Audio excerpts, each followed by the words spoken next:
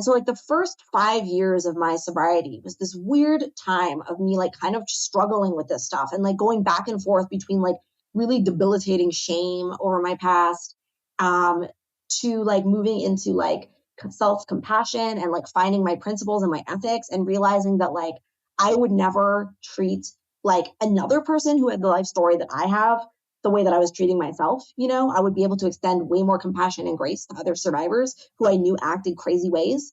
So I'm like, why am I being so hard on myself? I started to work on my trauma like a lot more. I started to get clear, but there was this dissonance that I was experiencing between the way that people were acting in my political world, my social justice world, and the ethics that I was developing through the 12 steps and through trauma recovery. And so at a certain point, there was like a breaking point in this. And this was before I was canceled. It happened a few years before I was canceled, where I started to come into a realization that social justice culture was not in alignment with my principles. And so one of the first ways that this came through was that I realized that I had been taking part in basically like in a soft way, a light way, I have been taking part in the cancellation of others. So like when people told me this person is bad, this person is problematic, whatever, I would not be that person's friend anymore. And I would just cut them out of my life. And there was a number of people that I had done this to. And I did it not because I thought that person was bad, but because I was deeply afraid, because I knew that if I continued to associate with them, I would be bad. And I was like, I have enough skeletons in my closet. I'm not going down for you, you know?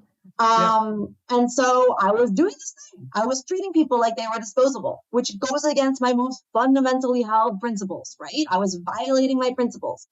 And I was doing it for years in sobriety. And it started to sit really badly with me. I started to see that like the way I was acting in 12 steps was like people would come in all fucked up and I would be like, you're welcome here. We love you for who you are. We see the best in you. Here are these tools and resources. Like we're going to help you to do what you need to do to become the best version of yourself. That's what I align with.